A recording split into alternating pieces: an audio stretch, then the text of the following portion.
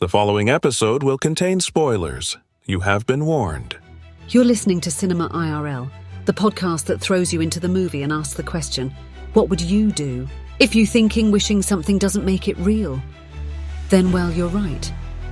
But as Amber and Scott discuss after watching Obsessions, sometimes it can feel a little more real than you even could have expected. And now, Cinema IRL. I wish I could switch places for just one day. What would you do? Put yourself in my shoes. How do we handle this? What would you do? Put yourself in my position. What would you do? Now it's your turn. This movie is the ultimate in be careful what you ask for because you might just get it. Obsession, you're my obsession. Yes, Who baby. do you want me? Yeah, this movie is a ride and a half. And ladies and gentlemen, we are talking about the film Obsession. And it is about a man who has a crush on someone he's known since high school, and that's been about 7 years. And he stumbles into a novelty shop looking for a necklace for her because she's lost hers down the drain. And he comes across this display where it has a little trinket inside where you get to make a wish. Yeah. Like, I think it was like $7 and you get any one wish. $6.99. $6.99 plus tax. But I don't know what state they were in. Maybe they were in Alaska. There's no state tax in Alaska. fair. Yeah. This wish is kind of powerful. It is something that you would see in any kind of store that has a bunch of tchotchkes in it. And I love those kind of stores. There's one in my old neighborhood that you could literally spend 2 hours in looking at stuff and still only make a dent in it. And it was one of those stores where it just has all kinds of little displays with all kinds of fun little things. And sure, it seems harmless, but it turns out it actually works. Yeah. And so this is definitely one of those situations where not only be careful what you ask for, you might just get it, but be careful how you word what you ask for. Yeah, because what our main character, Bear, ends up doing is he says he wants Nikki, the girl that he has a crush on. I want her to love me more than anything else in the world. Bingo! He gets it into a very scary level. Yeah. And it was nearly instantaneous. It was. And so we have 4 friends. They work at a music store together, Bear and Nikki. And then we have 2 other sub-characters, Ian and Sarah. And they're all pals. And they're seeing what's happening with all of a sudden Nikki, who is totally friend-zoned Bear, has no interest in him. But all of a sudden... Well, we don't know that.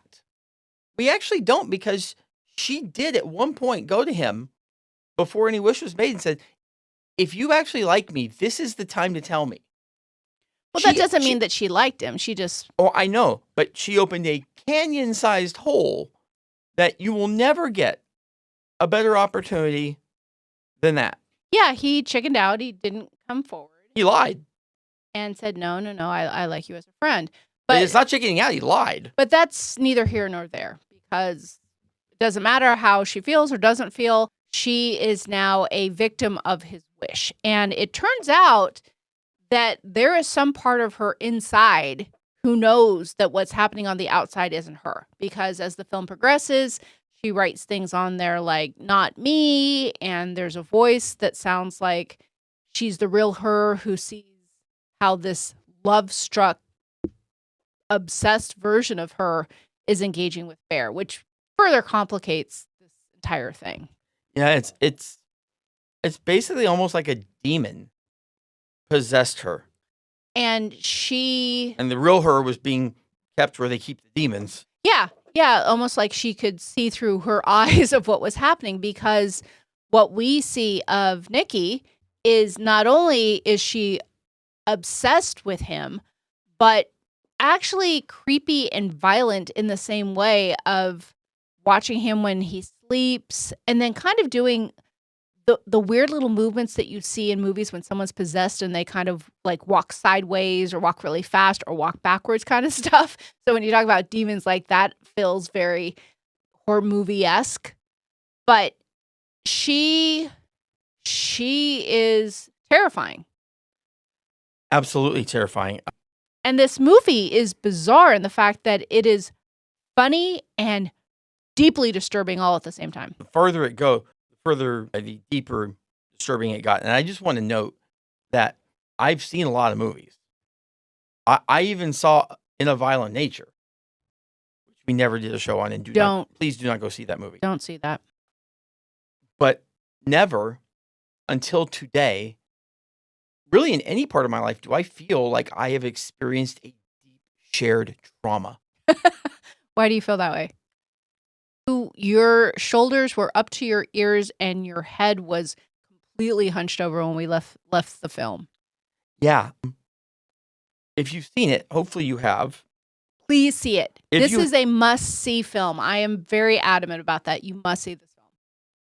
If you haven't seen this film, I'm going to give you an opportunity to do so before I actually spill it.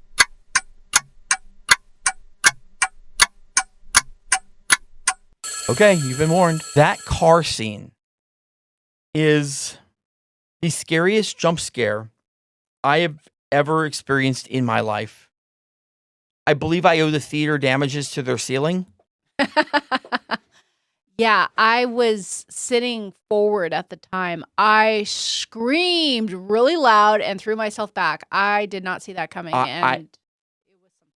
I threw myself back as well, and this is not something I normally do.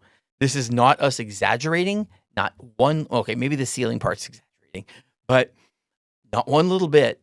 It is the most out of nowhere, holy crap moment I've ever seen in cinema.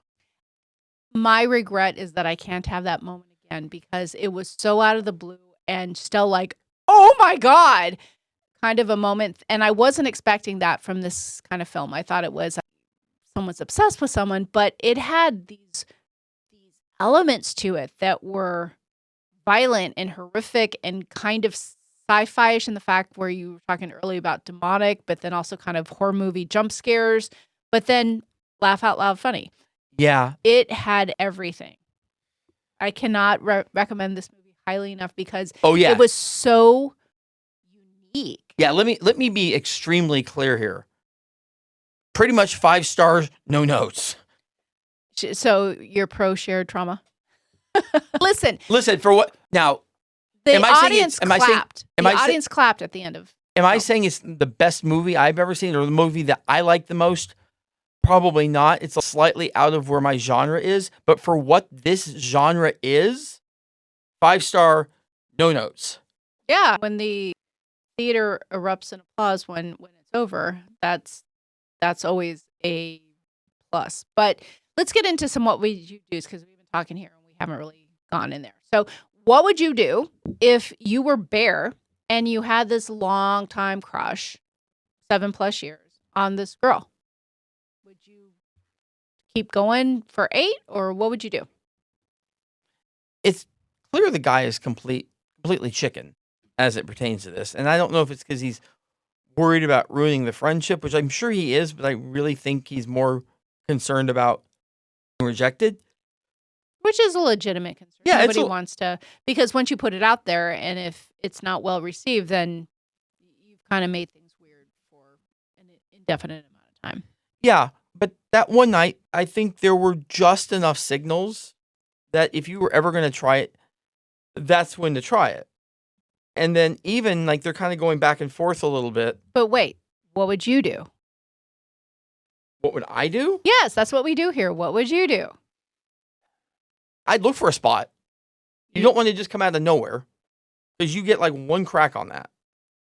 And so you do want to use the right spot. It doesn't have to be the perfect spot, but it needs to be the right spot. Well, I suspect that Bear's been looking for that spot for 7 years.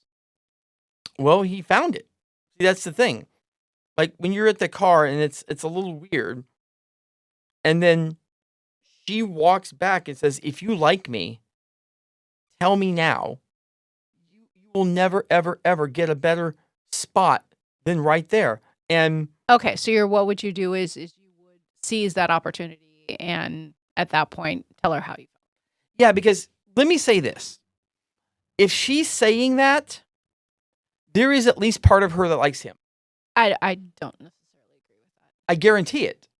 Because if you didn't like him and you're already his friend, that if he says he likes you, that could be just a friendship killer. So, But she was the whole point of the transformation of Nikki into this love obsessed crazy girl was that she was indifferent and nonchalant and non-emotional. And so I could very much see her saying, "Do you like me?" And then him saying, "Yeah," and her saying, "Dude, get over it. It's not going to happen." Because she was just that kind of personality, and that's why her metamorphosis into this love-obsessed person was so dramatic, because she was that kind of personality. I don't think she's that unself-aware. Okay, so I think I'm saying that she was like second half Nikki in love with him, but I'm saying that she must have felt like maybe there's a spark here, and okay, so what would screw you it, it's do? been years and years. Let's explore that. What would you do if you were Nikki then? If you said, "Tell me if you like me," and he said, "Yeah," what would you do if you were Nikki and Well- you didn't have feelings for him? Okay, are we making assumptions? Well, you're making an assumption that she liked him, so why can't we assume that she didn't? Well, if I'm Nikki and I don't like him, I'm never saying, if you like me, tell me now. But you already did. I What didn't. would you? No, I didn't. What would you do? No, you can't put me in that because I wouldn't have done it in that situation. That's the movie. I'm not doing anything. I'm asking you, what would you do? Yeah, but this is an internal character thing, and then what you would do right after the internal character Okay. does okay. something completely out of character. Okay, yeah, according to you. So what would you do if you were Bear then? So initially he got this one wish Willow for her, and then even kind of chickened out on giving her the gift. And he ends up, when he feels kind of dejected and stupid after dropping her off at the night, he ends up using the wish for himself. So what would you do if you were him and you realized, I have this gift, I didn't give it to her, I'm going to make a wish? Okay, well, let me go back to that, to when she actually says, if you like me, tell me now. I thought we were moving past that. But No, okay. because we haven't gotten Bear's side of it. If I'm Bear, like, this is a scenario where you want to acknowledge the fact that you do have feelings for her, but you do want to play it cool to a point. You could say something like, yeah, I've always kind of wondered what would happen if we had actually gotten together at any point. And yeah, I still wonder that now. And I'd love to know what it looks like. Oh, that's smooth. Yeah. Look at you, smooth operator. Yeah, I was good on first dates. Okay, so he's chickened out at this point. He's hating himself for chickening out, and he grabs the thing to make a wish. One wish Willow. Well, first of all, would you make that wish? Here's where I stand, and I think I've said this in prior episodes when we talk about somewhat supernaturally kind of things. And this one seems like just a trivial little game in a cute little shop. And Those are always the most demonic. They are. And like I said, I love stores like this. And there's also a big part of me that can be very superstitious, even though I'm insanely rational. And when it comes to tempting fate, to intentionally doing things that might invite something into my life, I err on the side of being conservative, and I don't do those things likely because I've seen too many movies like this, because I love this kind of genre. But there's part of me that also understands that there are so many other things in this universe that I don't know about, that I don't understand, that are so beyond me. And the notion of inviting things is enough to make me not want to. Listen, I kind of have no problem with inviting those things. But here's my problem with how he did it. He did it in a panicked state. Dude, you have known this chick for at least 7 years and probably more than that. But he doesn't really know that it's going to work. It's more just, oh, shoot, I have this and I wish she'd love me more than anybody. Like, in the moment, I can see anybody being reactionary and not thinking like, wow, this really works. Let me make sure I have all my wording just precise so I get exactly what I want. I don't know if most people are going to put that kind of care into it because they think it's a novelty. So if it doesn't work, no matter when you do it or where you do it or how you do it, it doesn't matter because it didn't work. So you don't even have to plan for the doesn't work situation. You plan for the, well, what happens if it does work? If it does work, you would like to think out what you're going to say. Yeah, there's been so many films that have to do with Make-A-Wish, and then people leave loopholes or ambiguity or some sort of funky wording that messes up their wish. So you would think if you were a character in a movie that has ever seen any movie, that you would know that you must be precise in your wishes. Yeah. So, like, I want to live forever, but then you get cancer or some sort of terrible disease, and then you live forever in pain with your body failing or something like that. Like, you can't be broad with things like that. Plus, here's the thing. Besides the fact it was a panic wish, he had just dropped her off at her house. Doing it at that point, if it works, isn't going to lead to any situation other than it being awkward.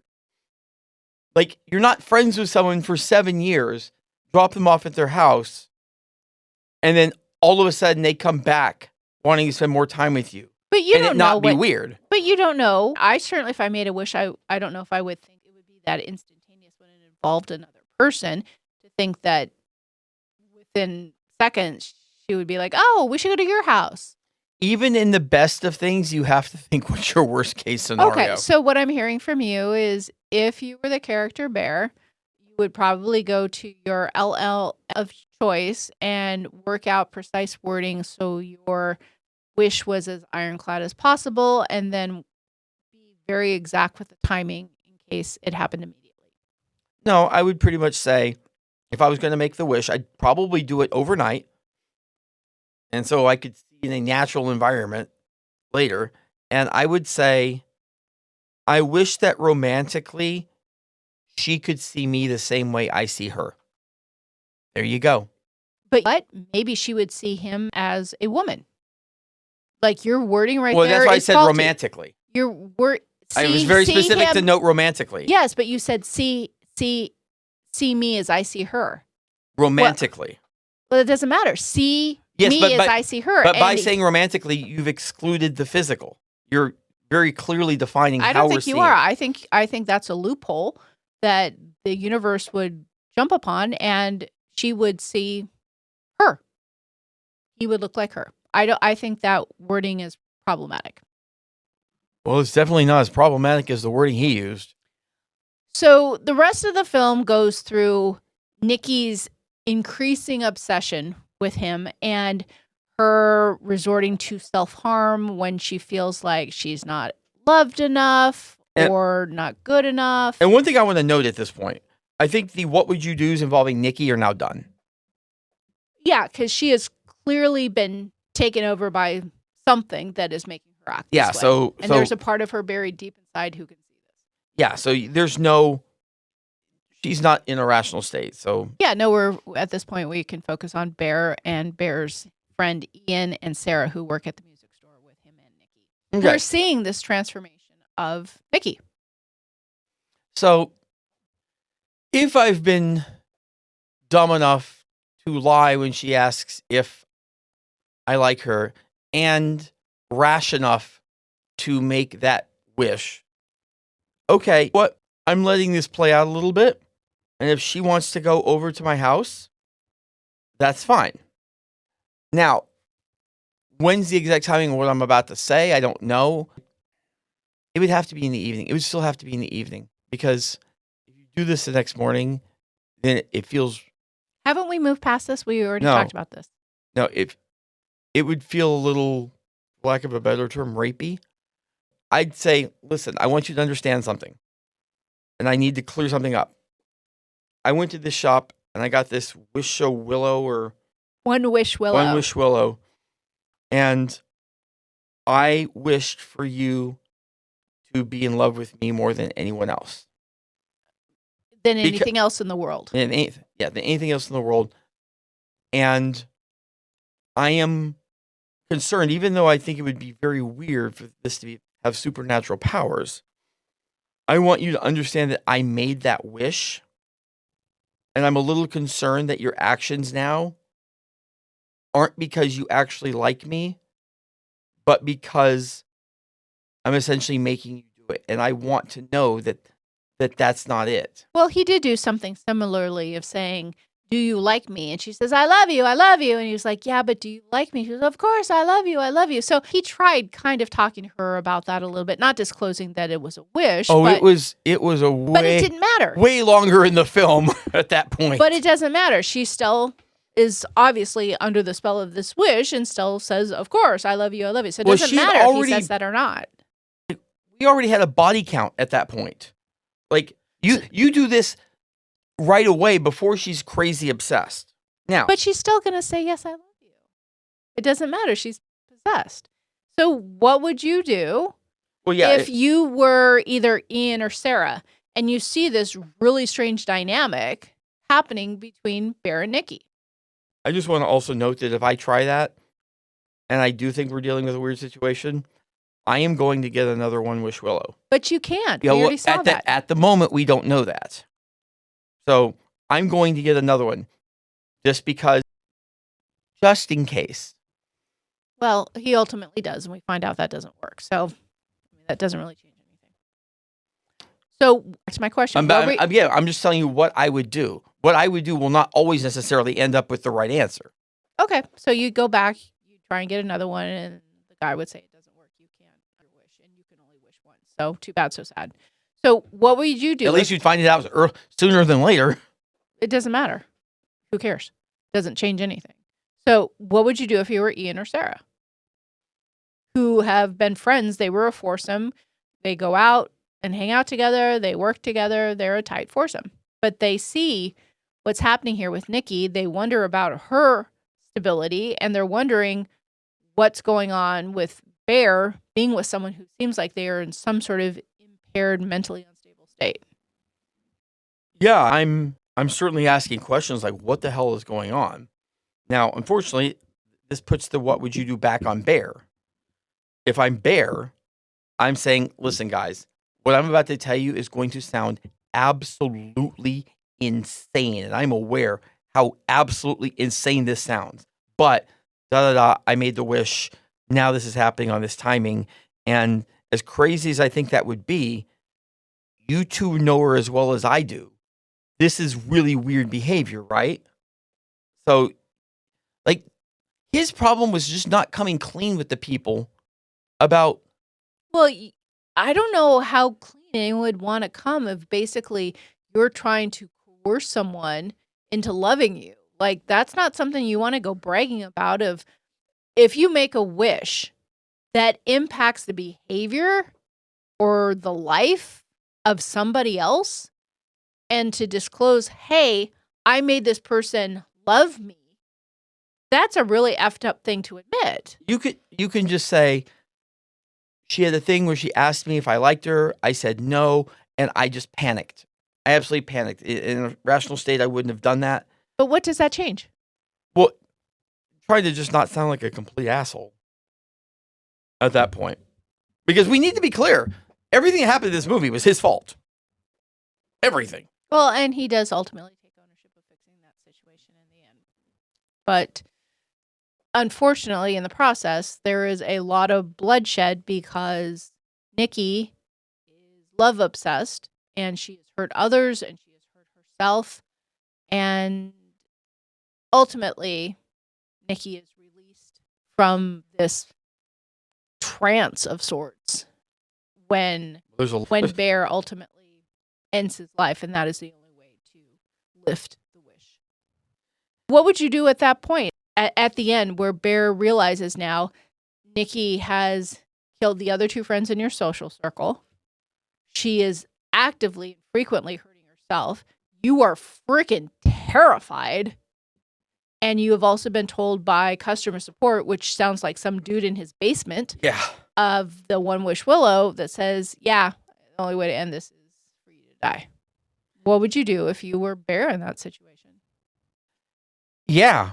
Well, let me tell you, if I'm Bear, I am definitely not leaving the casa to go meet up with Sarah. Because Nikki is threatened by Sarah, thinks that Sarah has a thing for him, which she kind of does. And Nikki is very obviously aware of Sarah's infatuation and does her best to cut it off at any time she thinks something could happen. Yeah, for sure. Well, and the problem is it's gone to a boiling point. And then you leave the house, if you're Bear, need to tell Sarah, listen, do not come over here under any circumstance. I will not answer the door. We can talk, but it must be via text. Well, she said she wouldn't. And Sarah wanted to talk to him about something, said, I have some things to tell you. Obviously, he was intrigued, and he said, I can't. You need to text me. And she says, well, you either come meet me now, or I'm coming to the house. And that was the last thing Bear wanted, was Sarah showing up at the house with very jealous and lovesick Nikki. So it makes sense. In theory, sure, you don't want to leave the house to go find Sarah, but also, too, you don't want to invite Sarah over. Yeah, or have her just show up. No, you have to double down on this and say, Sarah, I need you to trust me right now. We can talk, and I'm happy to do that, but it can't be right now. This is a really weird situation. Now, again, also, too, if I'm Bear, I've already told them about the wish. So, also, it's 3 a.m., and I think it's perfectly reasonable to say it's almost 3 a.m. I'm not meeting you in the park. Yeah. Let's talk tomorrow. I'm sleeping next to a psycho. I'm not going to do much with a you up text. So, yeah. So you didn't answer my question, though. Okay. If at the end you're Bear and everything has gone so sideways that your two best friends are dead now and Nikki is as crazy as ever, would you take your life to release Nikki from what you've done to her? I don't know if my motivations are exactly the same as that, but yeah, I'm killing myself. I kind of wondered what would happen if you killed her. I thought about that too. But also, too, that's pretty messed up, is you're going to mess up this girl's life and then you're going to kill her in the end. Yeah. But here's the other thing, too. You release her from the trance at this point, and her three best friends are all dead. And she committed 2 of the murders. So her friends are dead, and she's absolutely going to jail for a very long time. I don't know if you can psychiatric evaluation your way out of that. Maybe. Because you don't know what's happened, or you may or may not, but even if you do know, I doubt the cops are going to say, I did it because someone wished that I loved them. I mean, that sounds like an insanity defense if I've ever heard one. Yeah, I mean, it's not the cops. At that point, it's the judge or the person who's giving the psychological evaluation for the court. Okay. But even here's the thing. Even if you somehow get off on that, you're still going to a psych ward for a really long time. It's just really just a different kind of prison. So maybe knocking off Nikki wouldn't have been the worst thing then, because she's screwed either way. This entire situation is screwed either way. There's no good ending. There's no right answer, because if he kills Nikki, then he's got a murder charge on him. That's true. So, honestly, I'd probably say, why don't we both kill ourselves? Like Harold and Maude, or I think it wasn't Harold and Maude who did. Wait, no, Thelma and Louise. Thelma and Louise. Yeah. Thelma and Louise. Damn it, I had the wrong pair. Okay, that's not a great comparison. But yeah. Yeah, you how romantic would it be for us to live with each other in eternity? I don't know. I think it's kind of messed up to take her out. And I understand it's completely messed up, but honestly, that's probably the best solution for her at that point. Her life's over. It is a bad situation no matter what happens. But anyway, folks, final note here.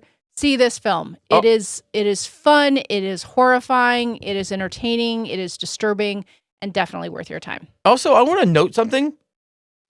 If your friend comes over to your house in a frantic state, explains this wish thing to you, and is begging you to please make this wish so this could all go away, and you wish for $1 billion, you are a bad friend. Rich, but a bad friend. We hope you enjoyed our episode. Thank you for listening. And to catch all the new episodes, please subscribe. We release 2 to 3 episodes weekly, so we'll have new content regularly. Until next time.